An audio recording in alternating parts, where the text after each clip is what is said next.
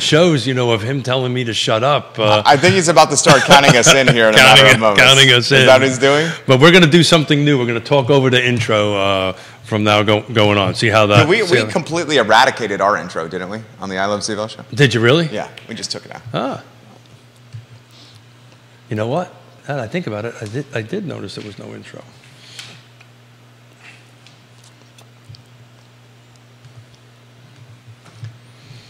Good Friday morning, guys. What a great day to be alive in downtown Charlottesville in our building, the Macklin building on the I Love CVille Network. This is Real Talk with Keith Smith, presented by Yes Realty Partners, a name that you can trust, YRP, Keller Williams Alliance, and Yes Realty Partners. Today's program airs on 15 Facebook pages, 15 Twitter accounts, LinkedIn, YouTube, iTunes, Apple Podcasts, Instagram, TikTok, Snapchat, the Fountain app. What am I missing? Periscope, Periscope, my favorite. The newsletter, ilovecville.com, realtalkwithkeithsmith.com. I think I'm missing a few. And it's dynamic, so you can shape the discussion. Let us know where you want to go. That's what I love about the show. We have some macro data out. Interest rates appear to be inching over 7, and the inflationary environment we are in seems not to be subsidizing. And now a number of the financial institutions are maybe a little more concerned that a rate hike is on the near horizon. Mm. The thought was a pause for a period of time, but gas ain't dropping. And the cost of goods like groceries ain't dropping like we want them to. But the recession never really happened. That's the other thing. I mean, it kind of impacted certain, but I think the Feds really wanted an old-fashioned knockdown, drag out recession, and everything I'm reading, that's just not happening. We've had this is from an account that I follow closely on Twitter. We have had nearly 2 years of inflation at 5% plus. The average new car payment is now $800 a month. Yeah. The 30-year mortgage interest rate is at 7% plus. Credit card debt is at an American high of over $1 trillion. And he closes his tweet, Judah, by saying, have people just accepted inflation as the new normal? You know? I think we have. What can we do? We have no other choice, right? Is that right? We have no other choice. We got no other choice. It's not like you say, no, I'm not going to do this. We have no other choice. Well, and the difference, though, is it's not much, but salaries are increasing a little bit. Not much, but just a little bit, but pretty flat for that matter. But, jobs are not, normally when you have this kind of stuff going on, you have jobs just kind of get decimated, and that's not really happening. I think the job market is softening. I think it's a lot softer than what the data tells it out there. But I wanted to kick the show off on Wednesday. We had a listener. We were talking about a case study on 1005 Southwest Street in Charlottesville, and I did a little homework. I said that's what I was going to do, and one of the reasons I think it's still on the market, because I spent about 45 minutes on it, about 3/4 of the lot or the property is covered in the floodplain, so that's probably why it's still sitting on the market. And for the most part, from a development perspective, I think it's really can't be much more developed other than the existing home that's on there. But I promised everybody that's what I would do, and before somebody DMs me and says, where's the case study on that? Bottom line is 3/4 of it's in the floodplain. That's why it's on the market for 248 days. Bill Howard's listing on 5th Street in the urban ring, on the market for an extended period of time. I believe the asking price is $379,000. That's exactly. He's got in the marketing materials 7 units without a special use permit, up to 15 units with a special use permit. The DOM is long. The mayor just walked by the studio there. Johnny Ornalis, hello, welcome to the program. Thank you kindly for joining us. Our buddy John Blair is watching on LinkedIn. You got the local nonprofit news outlet watching us on Facebook. Kevin's got a case study for you. He says, first, welcome back. Thank you. And then he has concerns about the looming commercial real estate implosion and how that could affect other aspects of real estate, including potentially residential, through lending, vehicles, having bad commercial loans on their balance sheets. That is certainly a macro story that's out there. Your thoughts on that, Keith? Yeah, so thank you, Kevin, for throwing that in there. I think I may have, on some past show, said the two areas as far as real estate that I feel is getting a little soft. It's more national. It's not really happening too much here, but it's the commercial and the multifamily. I think there's overbuilding going on in multifamily units. These are multi-level apartment complexes. I think we're starting to overbuild on that a little bit.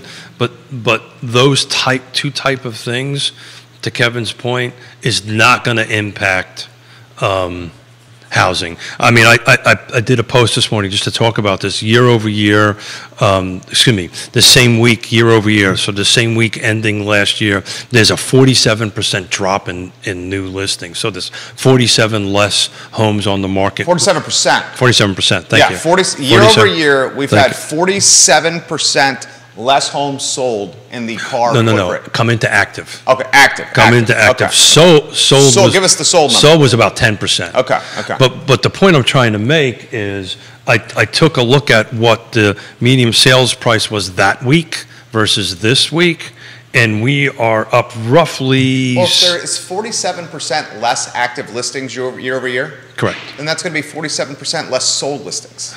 No. So you need active listings to sell. Well, yeah. So that's what that is. If you have 47 less homes on the market this year than last year, then of course you're going to have 47% less sales. Not necessarily, because you're saying they can take them off? No, it's just 1 week, right? So sales are. This is a 1 week period of time. This is a 1 week period of time, right? So the sales have been in the process for 30, 60 days. Okay. What you really want to compare that to is the pending number. I would love to know pendings from January 1 until June 9th of this year versus January 1 of last year to June 9th of this year. What closed? Got it. So that'll give you a real feel. And that'll give you a real feel, but I can't, unless you want me to do that live. No. I can't, you don't have to do that live. Maybe one of the agents watching this program. But I can tell you those same. That's Paragon, right? The same week over week. Yeah. Jerry, there was 27% less pendings.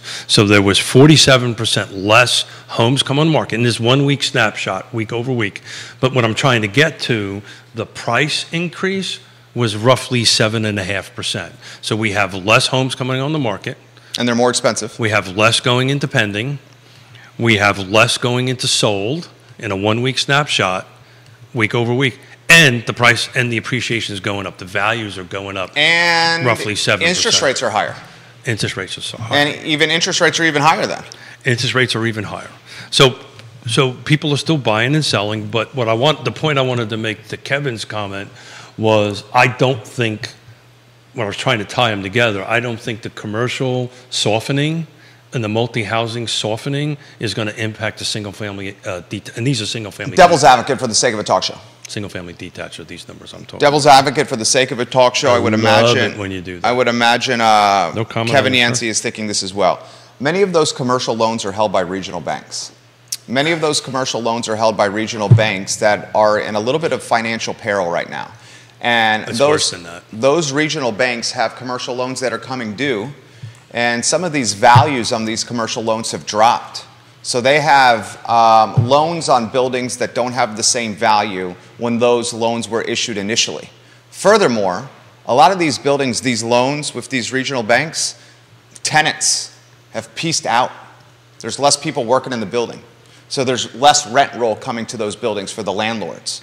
So the landlords have seen the value of their buildings drop, the landlords have seen their rent rolls drop, and the landlords have their loans coming due here shortly. Because we all know commercial loans are not done in 30-year terms. A lot of folks ask how I got this building. I did it in 5 and 10-year terms. It's 5 years. 5 and 10-year terms. That's how we were able to do this and get the debt service cleared so quickly, because the term was so short.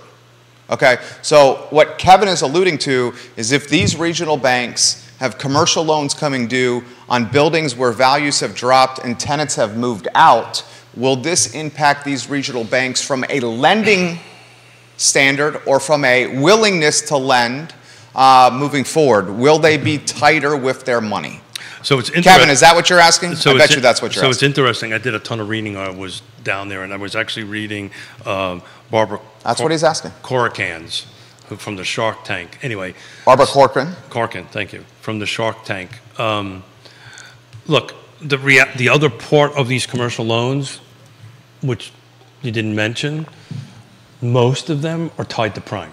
Oh, yeah. Thank you, Kevin. So as prime starts going up, and that's what's happening. So commercial loan folks, and believe me, I've been there, done this, had millions and millions and millions of dollars of commercial loans at one point. You know, you start trying to renegotiate your terms with your lender. So there's a lot of this renegotiations going on. Banks are not letting that happen because of the things you outlined, right? Value, commercial value. But I think what Kevin's trying to tie is the softening of the commercial going to impact the residential. And He's saying the tie is commercial softening going to have lenders be less likely to lend money in residential. It's two different animals, right? Commercial lenders are commercial lenders. Mortgage lenders, residential mortgage lenders they're very few. Truist loans to both. Yeah, but I've taken residential and commercial loans from Truist. But they're a handful. Virginia National Bank, Blue Ridge Bank. Okay, well let me Atlantic Union. Let me try this a different way. Virginia Credit Union. Let me try this a different way. Just off the top of my head. Really? You didn't even say anything about the shirt. So let me try this a different way. They're two different departments. Yes, as far as as far as the big bank goes, could it soften their balance sheet? Could they go ahead and do it? But on the commercial side, most of these banks, they're using federally backed programs from the residential side, right?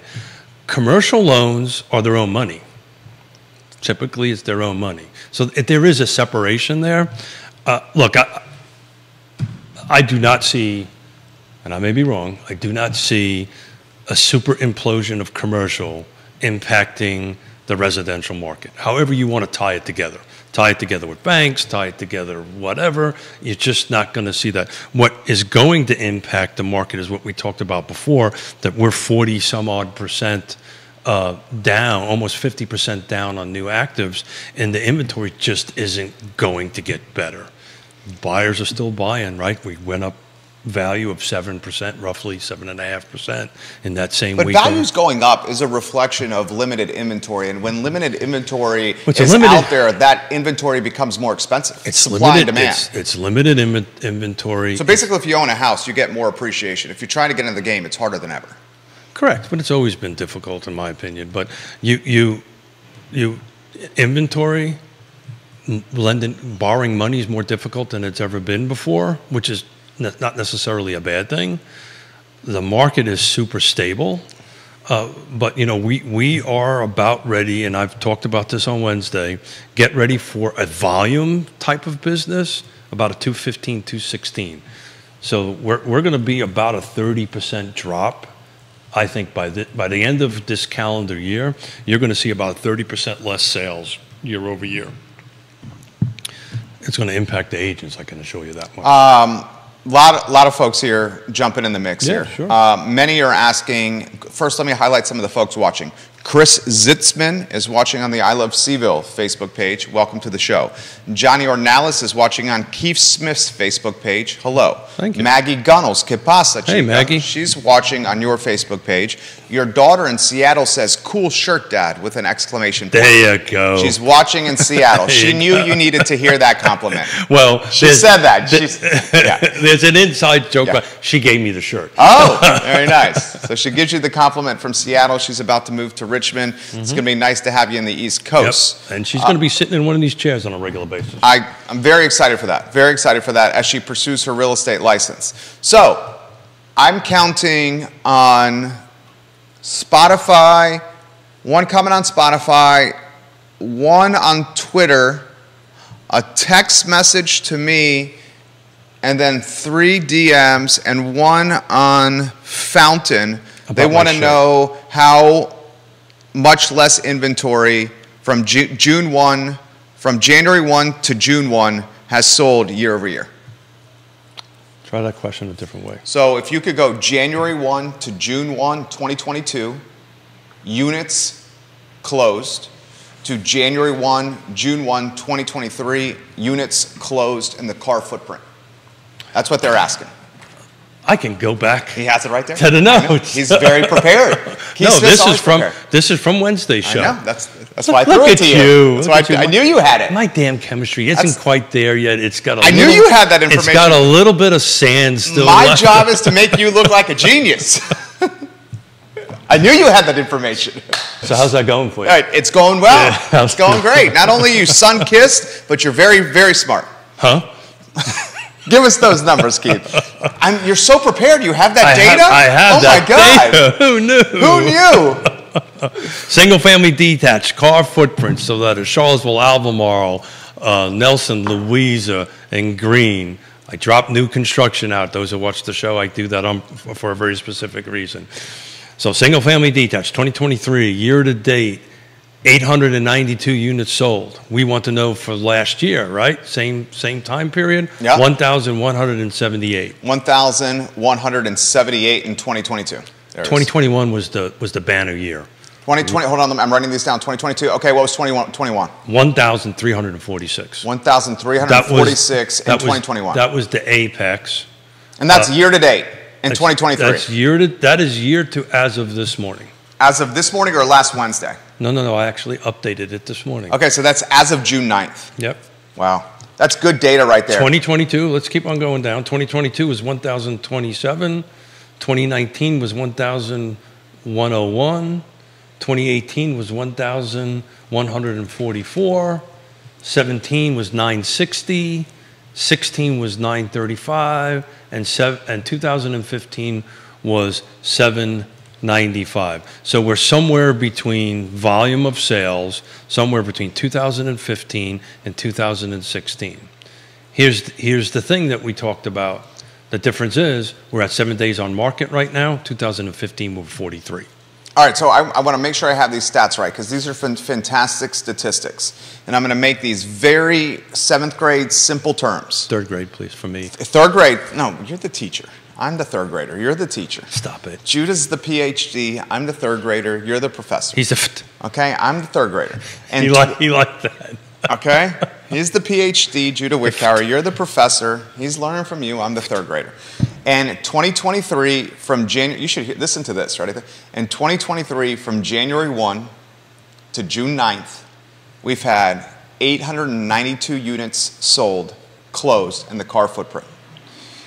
In 2022, from January 1 to June 9th, we've had 1,178 units sold in the car footprint. In 2021, from January 1 to June 9th, we had 1,346 units sold in the car footprint. That means year over year, 2022 versus 2023, you've had a drop of, I'm going to bust out my calculator here, 1178 minus 892. You've had a drop of 286 units sold. This year versus 2 years ago, the peak of COVID, where it was insanity, where the better 7/8 Yoda Smith said even turkeys could fly in the wind. In 2021, the turkeys sold 1,346. Versus this year, that's a drop of 892. So the turkeys that entered the game in 2021 because they saw every Tom, Dick, and Harry getting rich You're talking about agents. Yeah, are now facing the real world. 2021 versus 2023, a drop of 454 units. And an increase in price of roughly $43,000. 2021. You hear that? 2021. That's bananas. We are at 339. And oh, by the way, the DOMs between 23, 22, and 21 were all about the same, somewhere between 5 and 7 days on market. That's a phenomenal statistic right there. Yeah, so just to make it clear to everybody, this is only, see, the truck drivers thought it was a good statistic. Is that you, Kevin Yancey? Did you just drive by the studio? He probably Hey, did. Kev, where you going, bud? Come on in and come in for a cold beer. I bet you any amount of money that's Is that you, Kevin Yancey, over there? Where are you driving, buddy? So, yeah, single-family detached, no new construction, car footprint, right? So it's a snapshot. I do single-family detached because that's the largest volume of units, so it gives us a best chance of doing some numbers. But again, if we want to compare it to 2015, then you might want to jot this number down. Okay. So in 2015, just to put it in perspective, It was 795 units sold the same time period. 799? 795. 795. So this is compares, as he said, this is a 2015 market. 15, 16. Yeah, it's not quite 15. It's also not quite 16 because 16 was 935. So there was a pretty big jump between 15 and 16 in volume. But here's the difference. We go from 7 to 43 days. So remember we've been talking about, I keep a track on days on market. Right. So when those days we're not even even close to those type of days on market, right? So homes are moving quickly. They're appreciating in value. The where matters. We talked about on Wednesday, Buckingham, maybe not so much, right? The where matters. So you need to dig into the micro locations because micro locations matter. But between 2015 and now, we went from 270 in value. So if you bought a home that met this criteria in 2015. 2015, the median was 270? Now it's 442. Okay, that's another great statistic. In 2015, the median was 270,000? Correct. Now you're up to 442. 270K. All right, I'm writing these down. But just in 3 years, you grew $43,000 in 2023, the median is 442? 442. Man. 270 in 15, 283 in 16, 290 in 17. You hear that, Jay? It just keeps on growing. From 2015 to 2023, the median values have appreciated from $270,000 to $442,000. That is an astronomical level of appreciation. And my little notebook hasn't done. Now the question would ask if I buy in 2000 and let me see how many years we got. 1, 2, 3, 4, 5. We're talking 40% appreciation. 7, 8 in 9 years. So in 9 years from now, if I buy for 442, am I going to get 40% in appreciation? Oh, actually, my math is off. Let's go 270,000 times 0.6 plus 270. Ladies and gentlemen, we're talking 60% plus appreciation. Yeah, that's exactly right. Yeah. But it's more important than what percentages is one thing. It's the math difference. So not only do you have if you would have bought a home for $270,000 in 2015, right? You have what's the math difference between 270 and 440? 64% appreciation from 2015 to 2023. That is astronomical. What's the cash difference? From 442 to 270? Yeah. 442 to 270 minus 270, sorry, doing some quick math, 172K. So you have 172K. That's an appreciation, right? All right. But then you're going to have equity because you've been paying for 9 years. And if you listen to the show and you listen to Maggie Gunnels, you overpay. And you listen to all the realtors and the trusted professionals that are on Keith Smith, I can do this, Real Talk with Keith Smith partner thing, you're paying an extra into it. So you've got the potential of walking away with, over a couple $100,000 of cash at the closing, which then you can use to move up the housing ladder. But look, at the end of the day, we talk about this. We had this whole conversation on Wednesday about rentals, right? Right. This is proving over a 9-year scenario. Get in the game. You got to get in the game, right? Yeah. And look, we're not going to have in 3 years a $43,000 price increase in the next 3 years.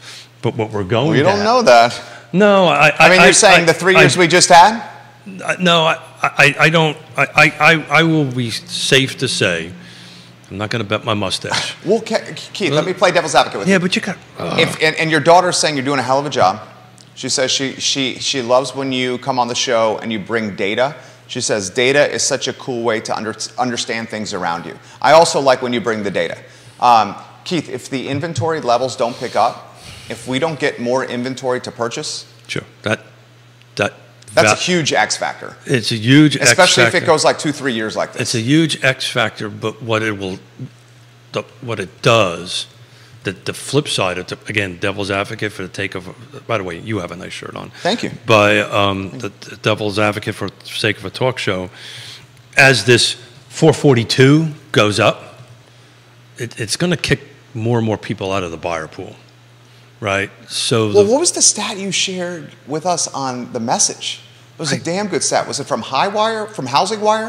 Was it more than 24 hours ago? I can't remember. It was a great. I read actually, it was. I may not respond all the time, but I literally read every time. It was a great read. Literally, you said a good read, Keith. I hope you understand this. Everything that you say or do or send to me, I am like osmosis. I'm like absorbing everything. I hope you like sincerely. I'm gonna go buy you a sponge and remember it. Housewire, median income earners, Judah. So see, that's the difference. I read something that takes a mine sticks. A couple more median income earners can only afford 25% of current listings. That's exactly right. Keith sent this to us. A new report finds that even with the existing inventory levels, the housing shortage would not be so severe if there were enough homes for all income levels. Yeah. So the reason I sent that to you was to solidify these comments that we've been talking about from somebody other than ourselves, that, look, more inventory, more homes being built at different price points will impact it. But to the point, to what you read and to the point that you're trying to make, pardon me, as the price point starts going up, it will weed out a certain number of buyers. But look, I'll use my pool scenario that I love to use. So instead of being the 20-foot depth side of the 10-meter platform diving pool, the Olympic diving platform, it's maybe 15 feet now. The problem is we were hoping the lower end of the pool, which is where the kiddie pool is, it'd start going a little bit deeper, which is the inventory. And that side of the pool has gotten more shallow. It's getting worse. Yeah, that side of the pool is no longer a kiddie pool. It's like a kiddie puddle. It's getting worse. Maybe like a kiddie spittle. It's getting worse. Kiddie dribble. I'm sorry. That just Friday. Sounds very wrong at some level. I haven't figured out what it is, but it does sound wrong. But that's exactly right. We're roughly, I'm rounding it up, roughly 50% less inventory came on the market the same exact week a year ago. So that little freaking kiddie pool is now becoming a puddle. And that puddle, I think, is going to stay there for a very long time. So what, crystal ball, actually the Swami is going to be here on Monday. The Swami is coming on Monday. We will roll out the red carpet for the Swami. The Swami has a taste of the finer things in life, perhaps like smuggled rum from St. Martin. The Swami, smuggled is a strong word. The Swami also has great hair. The Swami is quite tan. You and realize the Swami may be wearing a Hawaiian shirt today. I don't know. Yeah, it's a Hawaiian shirt. It was a gift from my daughter. I love it. I think it's awesome. I like when you dress down. Yeah. Well, I'm especially in the summer, it's hot. I'm stretched down. I got my Birkenstocks on, which nobody can see. Bill Tucker? Is Bill Tucker in the house? Where are you, Billy? I got my Birks on. He does have it. Those are new Birks. Are they? I don't know, about a year old. Birks are great. Do your Birks ever smell? I love Birks, but they started stinking. The cork on the floor, on the bottom. Not me. Nothing. Yours don't smell? Nothing does stink. That's why I had to switch to rainbows. No. Maybe my difference is I stick them in salt water every once in a while. Does that not destroy the Birk, though? Oh, no, not. I bring these down to the beach all the time. You take the Birk into the ocean? No. Huh. But when you kind of... Anyway, nobody wants to hear about how we walked around on the beach with me holding the thing, and nobody wants to hear that. So the units being sold are roughly 2015, 2016. I will bet you by the end of the year, we're going to be somewhere around that. We're going to be at that volume. Our days on market are probably going to stay roughly around under 10. They're going to stay in the single-digit numbers on that end of it. And our values are probably going to go up, depending on where you're at, somewhere between 3 to 7% year over year. We predicted this at least I did at the end of last year, that this is what we're going to see this year. We're a little bit past 50%, and we're kind of holding true to that. Right? I don't think you're going to see double-digit appreciations. Some markets will, right? Some markets are going to be a little less. We didn't want to throw shade on Buckingham, but the reality is the numbers are the numbers, right? I bet you if we pull up Nelson County, we'll see the same thing. We'll see Nelson County probably has gone down a little bit, same year to date, year over year on that. Keith Smith bringing ammunition today. Ammo. Let's get to more comments coming in fast and comment. furious. Grayson offers this comment in North Downtown. Mr. Henderson, I appreciate you watching the program. He says, there's no question that the lending environment has tightened. Oh, yeah. Go if you're a small business and try to get a line of credit, try to refinance a house. We've done both. It's gotten way more difficult. I also am concerned that commercial lending could impact the regional banks with balance sheet concerns. Yeah. Grayson works in finance. Yeah, so Grayson, you know, if whatever local bank, we won't leave names on it, their balance sheet is heavy towards one side, it's going to impact them. It'll impact them just like it impacted them in the time of great unpleasantness, where their balance sheets or their, you know, they had everything was on the residential side. You know, look, I can tell you, borrowing money now is extremely difficult. Yvonne might chime in and said that I told her and it took us 13 times to get the house that they are under contract in Richmond. And I told her this. I said, the hardest part is yet to come. And we've been working hard every day to get that across the finish line, because the lending environment is so strict.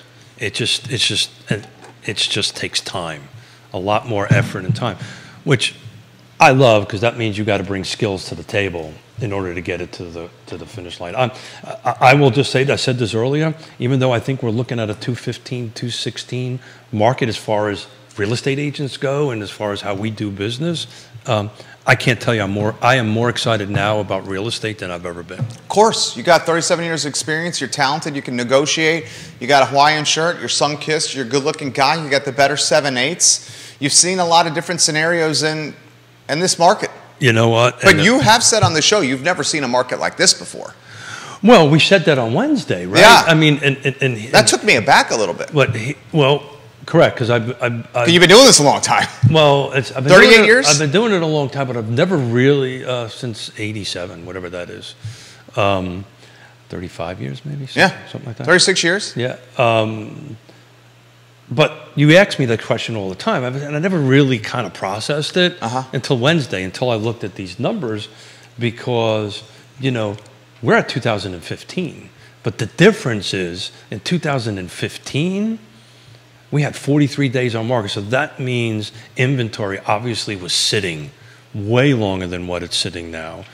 We were at 7. So I am now thinking that, you know, when you start getting to the 40 days on market level, which is this 2015, that's when you're going to start seeing this switch from a buyer's market to a seller's market, from a seller's market to a buyer's market. Got that backwards. On that end of it, it's dyslexia. It happens. You're doing well. Doing well on that end of it. So, but we're like nowhere near. I mean, we're not even 10% of 43 is 4. So we're maybe 15% into the 43 days, the 40 days. We're a long way out. So I hope and pray banks were smart enough to diversify their portfolio. But I will tell you, they often do not. I will tell you, because they take the easy money, the low-hanging fruit. I will tell you what a buddy of mine who's a president of a small regional bank up in New York, and he says this to me all the time. We're not the smart guys in the room. We are not. Literally, that's what they say. Yeah. If you think, well, I mean, you spend any time with the banker and you realize they're not the smart guys in the room. The banker is so focused on like the number, the black and white and the number, that they don't see the big picture. No, yeah. The second part of it is right. And I also get, and I'm not throwing shade. You find me an attorney that has a business mind, that can see the big picture, that understands small business and entrepreneurship. I'll pay that attorney $3.95 an hour. Find me one. All day long. Yeah. Bill Tucker would be one. Bill Tucker's one. Yeah. Bill Tucker That's why he's a partner of the show. We love Bill Tucker. Bill Tucker. He's undoubtedly one. Bill Tucker's one of them. He's also about making a deal happen, not making a deal blow up. Right. Yeah. And that's what you're speaking of. Yeah, that's what I'm saying. But I will tell you what because so many of them are so concerned with the minutia, it kiboshes the deal because it causes frustration, anguish, mucks it up. A good attorney does not muck it up. I do a ton of LOIs with big projects and stuff like that. And an LOI, a letter of intent, is really just a 1-2 page outline of what the business deal is going to look like. A good attorney will take that LOI and turn it into a contract, and it should match, and it shouldn't be an issue. Sometimes that doesn't happen. Sometimes it becomes more difficult and causes conflict between the two parties that are trying to come to some lawyers are really good at it. Some are not. Bill happens to be one of them. Bill Tucker's the man? Absolutely. But back to my buddy, right? Because I asked him the question, I said, why is that? He says, Keith, you got to understand, we're taught and we're trained to look in the rearview mirror. We're always looking in the rearview mirror, always looking at what happened last. So, look, if you want me to give me a business loan, what do you want me to give you? The last 2 years of your tax return. You don't ask me for what my projection. I mean, they do that, but they discount them. They don't really take a look at it. They very rarely look at the front of the hood and what's coming down, what's coming around. That's what makes you and I really good, because we're very capable of looking what's coming down the road. I knew I was going to lose $17 million because I saw it coming down the road. I just couldn't do anything about it. I was there. I tell this story all the time. When I have bankers walked in my office and say, hey, I heard you're doing a new project or thinking about a new project, I'll give you $10 million and pay you to borrow the money, I knew I was in a world of you-know-what. And guess what? I ended up in a world of you-know-what. You learned a lot, though. Best thing ever happened to me, to be honest with you. Wouldn't be sitting here talking to you. You learned a lot. You learned a lot. You rebounded, and now doing quite well. Let me throw this question to you here. Jonathan's asking this question. They want to know where they got the shirt, right? What's that? They want to know where I got the shirt. Right? No. He basically saying, so deals to be had. Does the word deal exist in this market anymore? Yes, absolutely, yeah. But you have to define what a deal is, though. Right? So deals mean different things to different people. So if you're looking at a deal where if it's listed for $100,000 and you want to buy it for $90,000, probably not out there. But there's a lot more to a deal than money, right? And that's where the skill comes in, right? There's other conditions, other terms. I mean, timing, on a commercial environment, how much free time do I get to upfit it, right? So these things are all connected to numbers and dollars. But I can tell you, here we go, you ready for this? Yeah. This is going to be a sizzle reel. If it's in the right location, the right price, the right features, the right condition, and the timing is right, and who's on the other side is the right person, on the selling side, it's going to go. There's not a lot of negotiations room in it if it hits that. But if you might be in the right location. It might be overpriced because it doesn't have the right features, doesn't have the right condition. Back to the USDA loan, one of the great things about the USDA loan is it allows you to renovate. You can do some work to a home, which not a lot of loan products do. So in any event, if you're talking the Lake Monticello USDA loan that we're concerned is going away. I'll bet you another bottle of what I bring from the Caribbean that it goes away. Well, after reading what Carly described for the requirements of the USDA loan, it sounded like Lake Monticello rode that wave longer than it probably should have. I think because that ain't a rural environment, Lake Monticello, and that's what the USDA loan's geared for. Well, it goes by number of units, and you're well over that. Well, it goes by number of people, so it's roughly 10,000. So if a community is over 10,000, that's when you're on the bubble. That's the reason it's on the list. I mean, you got 4,300 homes. Times 2. Yeah, you average 2.25 people, 2.5 per home. I mean, people have kids. I could do that. That's 16. People have kids. I know it's over 10. 4,300. What do you think? It's What do you think the average people per household is? If you go ahead and Google it, they'll tell you it's like 2.2 something. Is that? Yeah, that's what I thought it was. Memory serves. I think it was like 2. 2.25. Let's use 2.25. So 4,300. Is 4,300 a good number? Sure. Times 2.25. You're looking at basically 10,000 people. 96.75. And we both know, I hope it stays because it's an opportunity for people, but I wouldn't say Lake Monticello is rural. Great product, though, man. But whoever designed and developed the acres, that person was a genius. Whoever designed and developed and built the acres in Lake Monticello, that is the quintessential design and develop guy. Did my fee just go up? Is that what just I just happened? love you, buddy. That's what just You're happened. my boy, Blue. Yeah. So I was going to try to quickly Google it, but what was your number that it came out? Well, it was 9675. So I did 2.25 times 4,300. So basically a 10G. Well, we're right on the bubble, and Yeah. I think that's the issue. It's right on the bubble. It depends on how they actually do it, and they use the U.S. Census data and yada yada yada. So it might just skate just underneath it, and we might get away with it. Then on the other hand, we don't know the rest of the criteria. But look, like I said, between Wednesday and today, I got 6 reach outs. 3 of them are from the lake, and 3 of them, they were cops, teachers. I had one that was a carpenter, so they were tradespeople that took advantage of this program, that the carpenter took advantage of the program so that they could go ahead and finish their homes. They got a little bit of capital to go ahead and do it. So it's just a great program. Look, housing affordability is just, we're going to be talking about this until I retire. Your daughter says, in my opinion, we just got a deal on our house. I concur. You undoubtedly got a deal on your house. And I'll tell you, one of the most strategic endeavors I've ever seen in real estate is the counsel you got from your agent with the delaying of the appraisal of the crib that you purchased. By delaying that appraisal, the value of your house jumped considerably, which certainly helped in your financing and loan environment. Well, talk about deal, right? So there's more of a deal, right? So I knew, because I did my homework, and I did my research. You were a maestro with that deal. Huh? I was arguably, because I had intimate knowledge. Maestro. Maestro.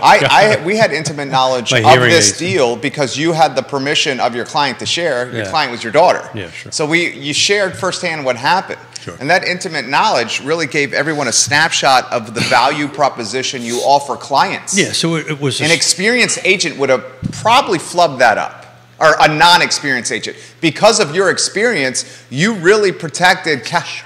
Because of your experience, you preserved cash out of pocket for your clients. Oh, substantial. That's what I'm saying. A lot of folks would have screwed that up, though. Well, not only that,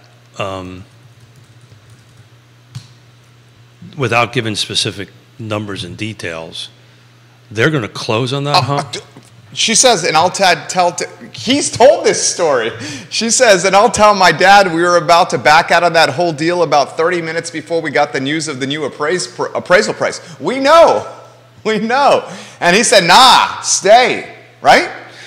Yeah, so look, and I would have given that counsel to any client. 100%. It was the right counsel. Look, no, don't panic. Don't hit the panic button. This is going to work. I've done the homework. I've done the math. Again, back to the 6 things, right? So remember number 6, the who on the other side? We were able to do this because the agent on the other side in Richmond is a pro. Well, and you also had the benefit. Let's cut to the chase. No, because I reached out to that agent. I said, look, I need some help. I need someone, because I don't have the inner workings of the Richmond MLS. I got it on the periphery, but that's another big word. That's a good word. That's a good word. On the periphery, yeah. Yeah, good job. I think it's a good word. Yeah, periphery, I like it. Outside, periphery. I impressed myself. I forgot what I was going to say. Your daughter goes, we panicked, and it hurts to say my dad was 100% right. Just 100%? It's 100% right. 100%. Saved you a lot of money. Well, yeah, let's not jinx it. We're not close yet, okay? Yeah, Yonna doesn't like that. We're not supposed to talk about them until they close. We don't like that because, they always got that little voodoo out there that you can... Yonna taught me that. You never know. You never know. There's that little thing called karma that floats around out there that you got to always be on the right side of. But look, back to the 6 things, right? Thank you for the kind words. Look, after 35 years, if I'm not really good at this, I probably should have got out a long time ago. You got 36 years. 36 years. See, well, I gave myself 36 years. I gave myself 1 year. You got a lot of practice. I gave myself 1 extra year. 1 extra year of a gimme on it. But how you convey that to the client. So you talk to me about all the time. So, you know, what new skills are we going to need? And that they're old skills to go ahead and do that. It's this communication thing. You've got to communicate, and you have to be not firm, but you have to be confident in your decision making. I was confident that we were going to hit. Actually, I didn't think we were going to hit the number that we hit. I thought we were going to hit it about $10,000 or $15,000 under, but we didn't. So they're closing with a substantial amount of equity. Yeah. As soon as they walk in the door.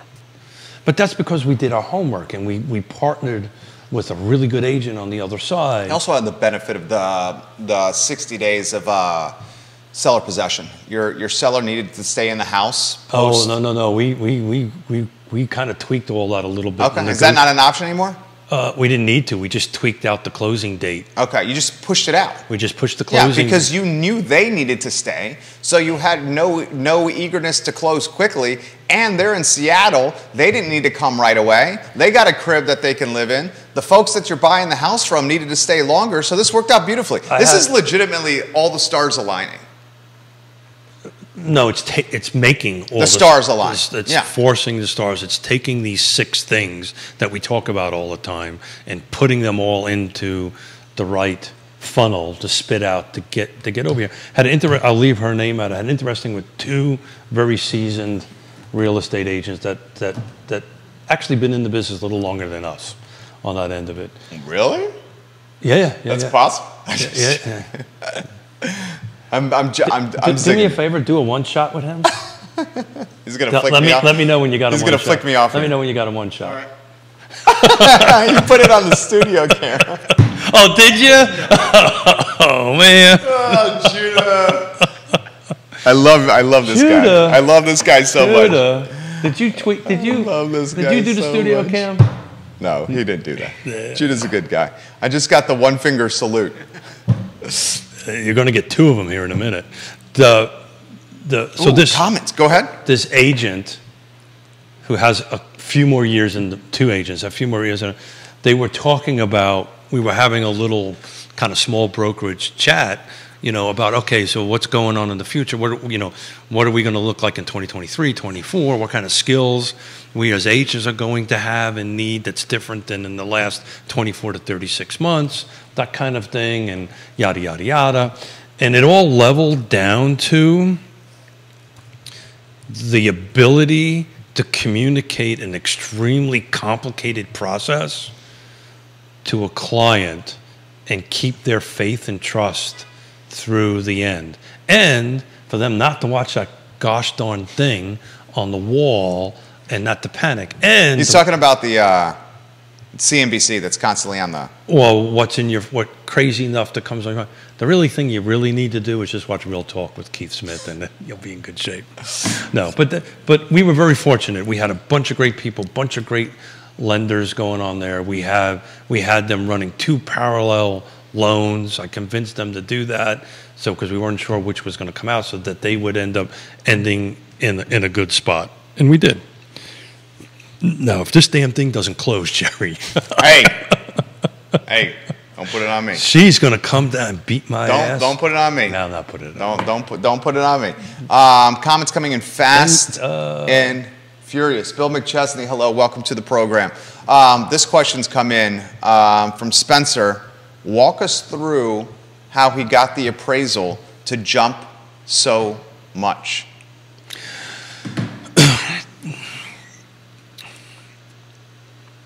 I didn't get the appraisal to jump so much. Right. The market. What I did was understand the market. Was understand the market. Yeah. And what I did was... This is one of the coolest things you've ever done in my book, just to let you know. And it just happened to happen. It just happened to be for one of your most special clients ever. This is honestly one of the coolest things I've ever heard in real estate, what you did here.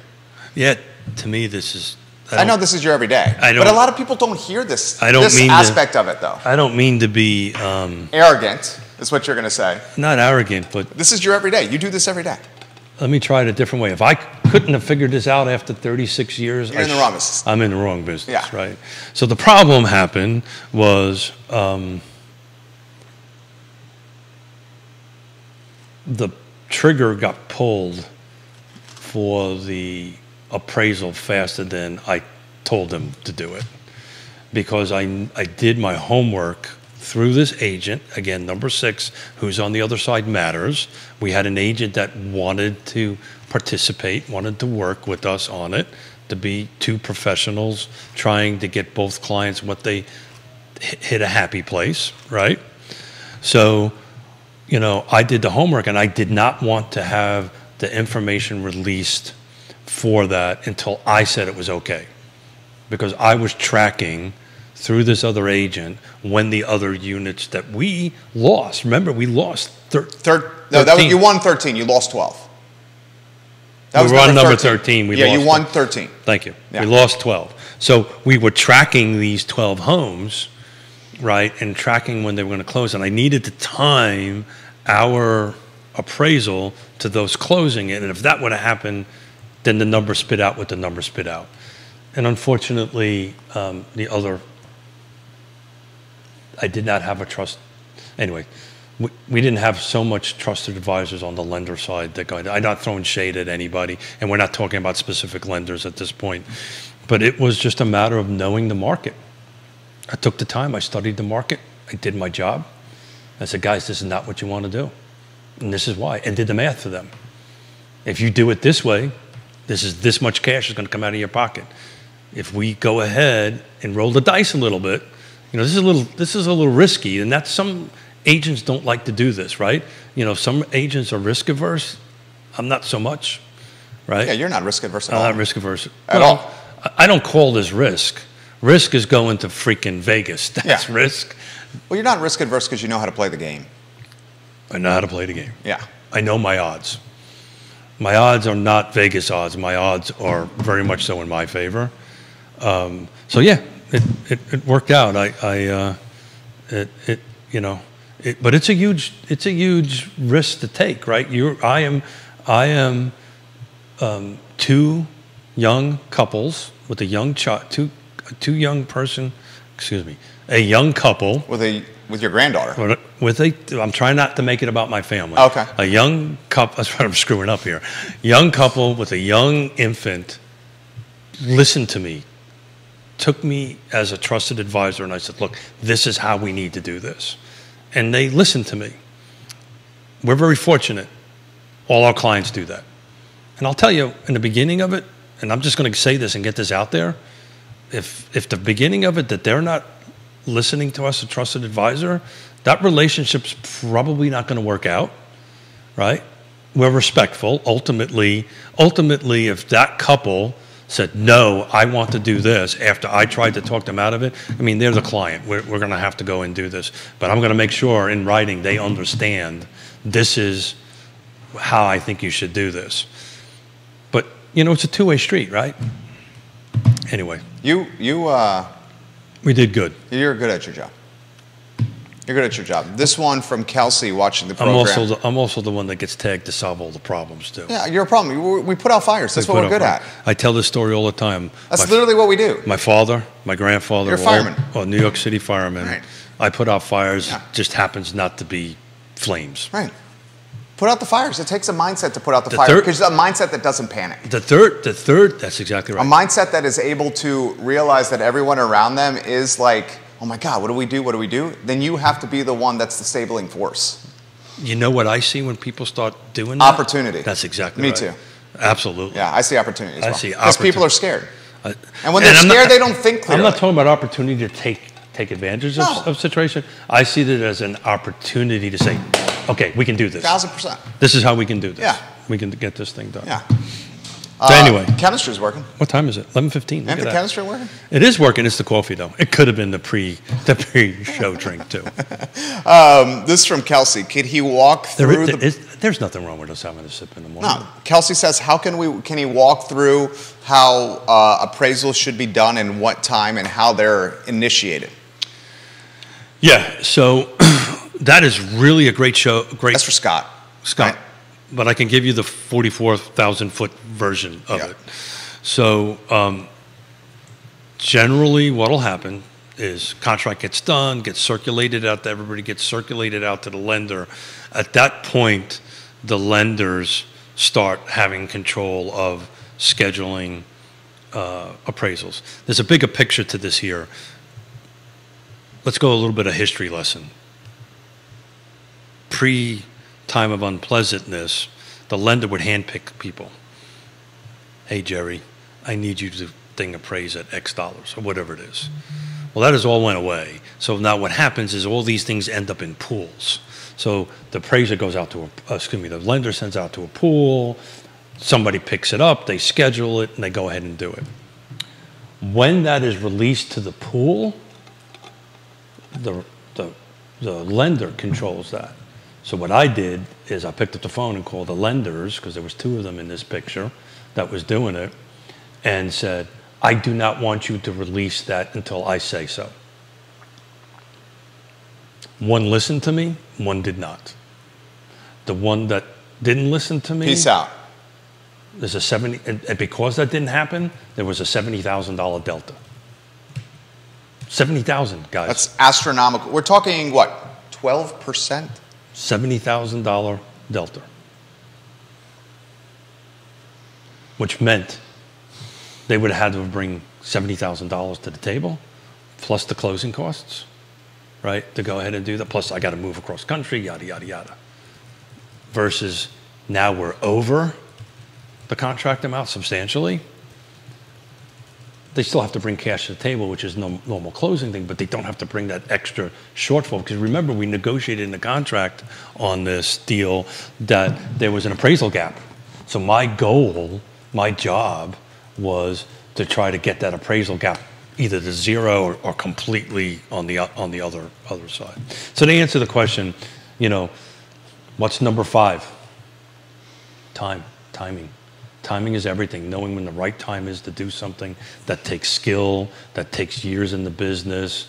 That just takes knowing who's in the game, knowing the property, knowing both sides, knowing the buyer, knowing the lender, and kind of grabbing, I don't want to say control, but help steer the ship into the right direction. Keith, you're crushing it today. Keith Smith, Yes Realty Partners. Questions coming in quicker than we're going to be able to get to here. This question... We'll save them for Monday. Yeah, we can save them for Monday, undoubtedly. Vanessa Parkhill. Hey, Vanessa. Earlysville. We love you, Vanessa Parkhill. I sincerely mean this, Always Vanessa. has kind things to say. She's a beautiful person. When you make the programs better, Vanessa. Amen. She says, if a person is not in CVille and can't hire Keith, what is your advice for finding the advisor in your area that can be the trusted advisor like Keith? Great question. She wants, how should the advisor be vetted? And she does not want to run into the not so trusted advisor like the lender Keith just referenced. Vanessa, is this for potentially one of your scions? Maybe the athletic, intelligent, good-looking Lee, potentially? So let me answer that question. A large percentage of our business is referrals. Is exactly this. Yeah. So what will happen is Vanessa will call me. We'll talk about it. We belong to 3 referral networks that are in the country. We'll figure out where you're going. I just did one in Malaysia, of all places. So what happens here is I get a phone call, we communicate, we find out exactly what the client wants to do, how they want to do it, so forth and so on. And I'll tell a story about that, how on the beach I actually helped somebody in Tucson. Then what happens is I reach out to these networks and I phone interview each one of these referrals. So in order to be in these referral networks, you got to have a certain amount of years in the business. You're completely vetted. You have to really know your business. But what I do is I vet them, and then we stay in contact through the project. So basically, I'm the middle person. I basically subcontract it out. I'm the middle person. But literally, there's a friend of ours that owns a restaurant in St. Martin who is moving to Tucson on the freaking beach. We had a conversation. I said, not a problem. Went into my network, knew exactly what he wanted, went ahead and connected with a real estate agent in Tucson, actually talked to soon 6 of them, picked the right agent, put them together, and I'm in the middle negotiating or helping back and forth. So when this restaurant owner, a friend of ours, in ground costs has a problem, I'm in the middle of it. And we help navigate and we help manage it. So just DM me, Vanessa, I can help you. We do this all over the country.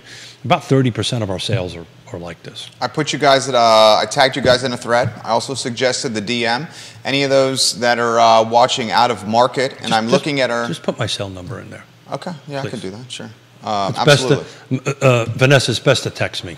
Okay, yeah, let me do that. I can do that, sure. Vanessa, if you're listening, it's 434 Oh, wow. 531 Okay. 0795. I mean, let's cut to the chase. His phone number is all over the internet, so it's not like... I mean, now, when he started giving away his home address, I'm like, dude, come on. Dude, guess what's all over the internet? My home address. Here, I'll text her. I'll put in the feed the 434 your cell number. 531 0795. There you go. There you go. Text me, and we'll get you hooked up with the right person. Stay in the middle of it. So I want to throw, you do it, he does a ton of referral business. So I'm looking on the heat map. You got literally folks, Richmond, Short Pup, Lynchburg, Northern Virginia, folks in North Carolina. We can help anybody in any of those. He can help all you guys. So we see a lot of people watching the show out of Central Virginia, and I think why they like the show outside of Central Virginia, because we have fun, we talk about real estate, and people are passionate about it. The reason we're highlighting this is if your morals and your values align with Keith's, which I think they probably do, because this guy's a high character guy, he can still help you if you're not in this market. That happens to have a really great shirt. Yeah, multiple people have said it. Is it a Tommy Bahama? Multiple people are asking. I don't know. Well, you want me to? Okay. Why don't you put it on? Are you going to come over here and check my tag? No, it's not. It's George or something. I don't know. Is Tommy Bahama? Oh, this is George. Yeah, it's George. Yeah. Go sit in your chair. Go sit in your chair. Weirdo. You're a weirdo. It's a George. You're a weirdo. I don't know. I just put it on. I ironed it and I put it on. Your daughter gave it to you. Yeah. You're getting some props. You want me to read too? Yeah. I like when you do everything else. Does it got pictures? I'm good.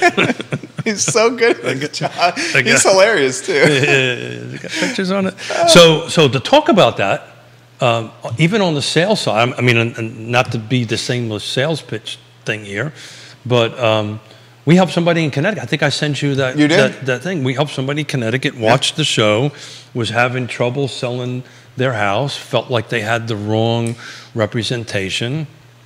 And we spoke, and I reached out to my network, found the right person.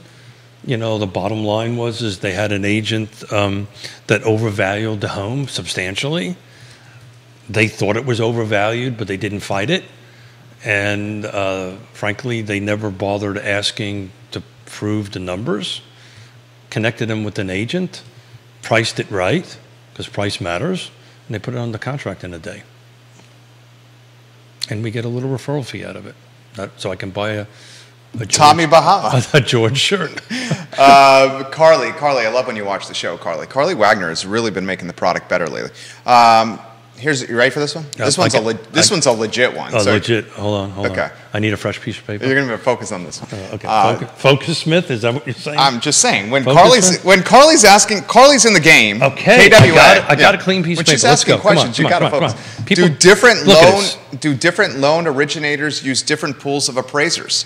I find that some appraisers are more conservative while some are far more generous. I thought that was because different underwriters were more risk adverse and thus stuck with the more conservative appraiser pools. Yeah. Also, I find the reason for the appraiser often dictates how conservative or generous the appraisal is. For example, appraisers seem more conservative for HELOCs, but generally align well with new purchases. I don't know if this is truth, but I've witnessed it in practice. Maybe a question for Scott. Please ask Keith. Yeah, so that's definitely a question for Scott, but I can tell you certain lenders, because, well, I think it's kind of flushed itself out, but back in right after the time of Great Unpleasantness, if you took a lot of money from the government, you were in a different pool, right, of an appraisers. But there is a basic one pool for residential appraisals, and they go out. The banks, the lenders, this is all blind to them. They are not allowed to communicate in any way, shape, or form with the appraiser other than order it and receive it. You know, the only group of people that actually can talk to the appraisers. You know who they are? Tell us. Real estate agents. So what we do, and we did this with the house, we partnered with the agent down in Richmond, but we do this for any home that we're selling. Yonna's out doing it right now. We go ahead, we got an appraiser coming in. Love you, Yonna. We have an appraiser coming in.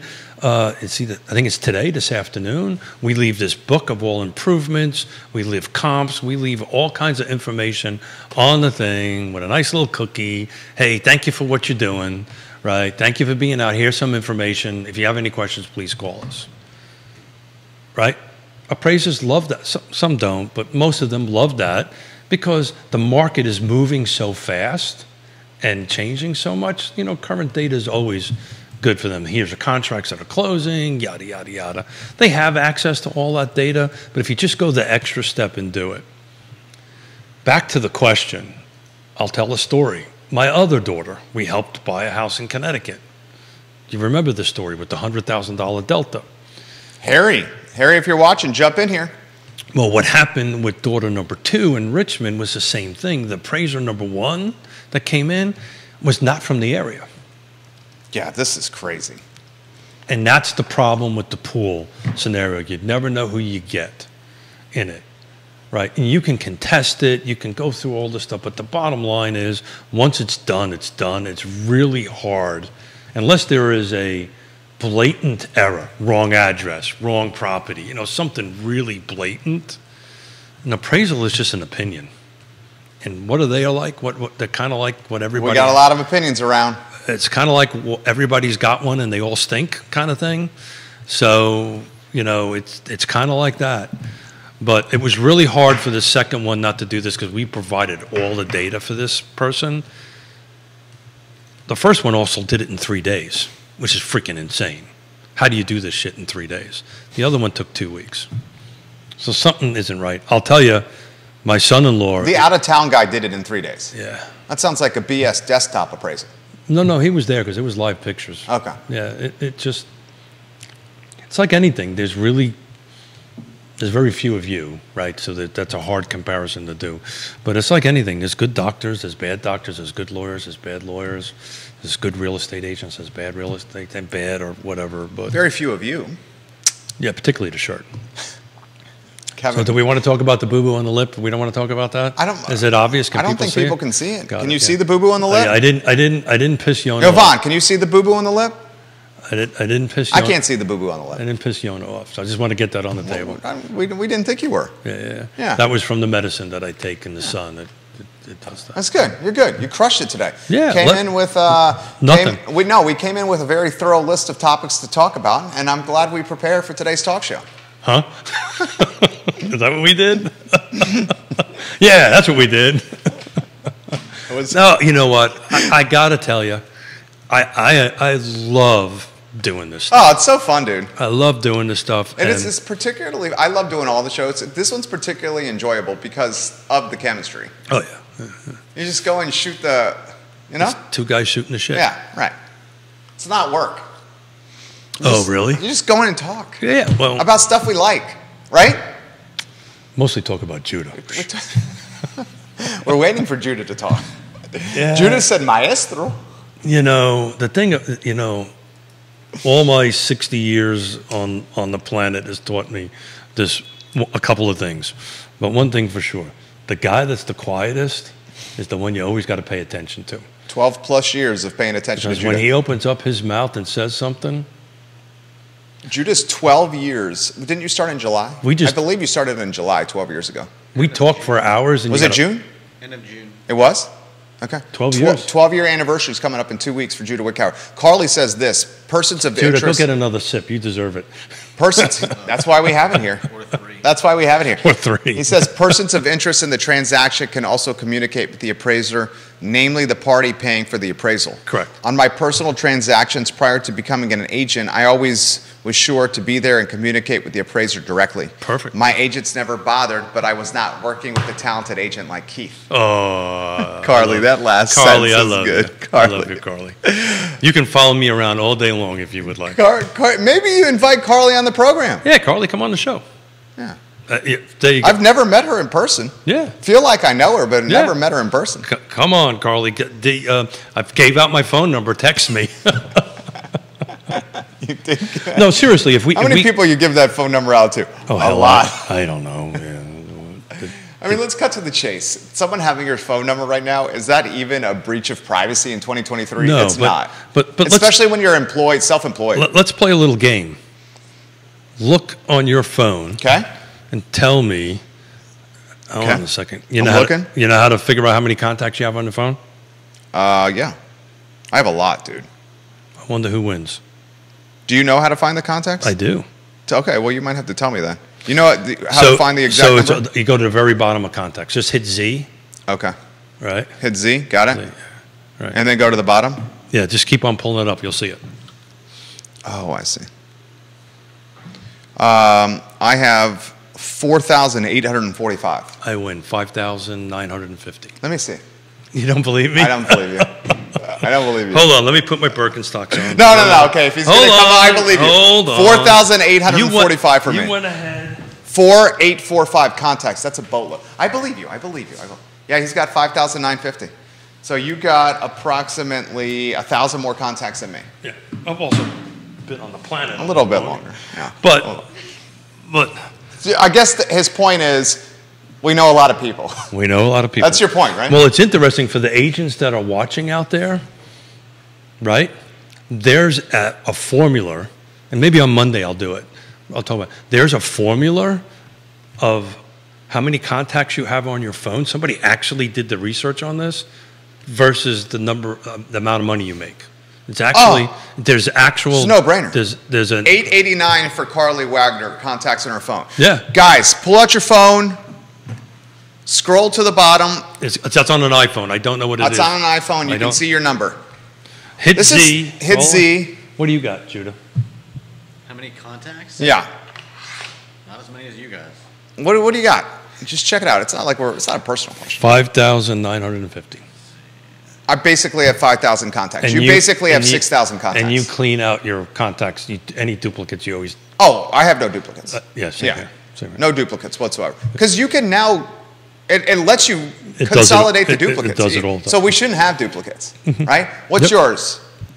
246. 246. There you go, J-Dubs. Probably half of them I haven't seen or talked to in 10 or 15 Well, that's a great question. Of that 5,000, how much do you reach out? It's important, and we should do a show. We should do a show about, I've dropped the bomb on Wednesday and today that, we're going to be losing 30% agents, I think, somewhere between now and this time next year. We should do a show about, basically the class I taught down in St. Martin to the agents about how do you take these 5,000 contacts and grow it. That's a great show. And how you grow it. I mean, let's cut to the chase. If you're a new agent or if you're in any kind of business. How do you take that 200 and grow it? That's if you're in business, if you're self-employed, if you're a new agent, if you're in the mortgage business or anything. It's all about this. Maybe one of your KPIs, your key performance indicators, should be every month you grow your contact list and you actually should check the number. Maybe that should be emphasized a little more. So we spend a lot of time coaching and mentoring agents and we focus a lot on contacts. Because look, our business. It's who you know. We have never bought a lead, one lead at all. That's legit. We refer out. We get referrals. We get somebody of this 6,000 contacts knows somebody else. So we'll talk about that. There's this whole thing I do about A+ and A and where do you put them and you move them around. Oh, yeah. It's a whole class. But we'll put that together. It may bore the people that are trying to buy. I don't think that's going to bore people. For agents, it's a good little class to do. Weekend plans as we close? I got to get some bike riding in. Okay. There you go. I know you enjoyed that. Got a race coming up, and I'm riding mid-July, a one-way race from Seattle to Portland. It's about 210 miles, so my sorry little butt needs to get back into shape. And catch up on some work. There you go. Keith Smith. Maybe work on the tan a little bit. The tan's looking sharp, my friend. You crushed it today. Thank you. Had a lot of fun. Dude, this is a joy. Oh, look at that, 11:36. It was a joy. No, dude. Sorry. Keith Smith, Yes Realty Partners. Guys. Check the partner tab, please. I legitimately have seen this man go to the wall for clients. And they send him Christmas cards, give him gifts. I've seen clients cry in his arms, literally thanking him for what he and Yonna have done for them. Work with an agent or agents, he and Yonna, that align with your moral compass. Yes, Realty Partners, Keith Smith. Yeah, so seriously, anybody out there that needs some referral help, just call that number I put out there, and we'll get you taken care of. I'll make sure you're taken care of well. There you go. Keith, Judah, Jerry, Yes, Realty Partners, archived at realtalkwithkeithsmith.com. Click the Partners tab for the trusted advisors you can count on in real estate. I Love CVille show in 50 minutes. And particularly if you need help in Hawaii, and fly me out there. I'll be more than happy to help If you want to go to Hawaii, bring Keith with you. Thank you kindly for joining us. So long, everybody. Dude, the show was a breeze. Yeah, man. I love doing it. That was awesome. Absolute breeze. Okay.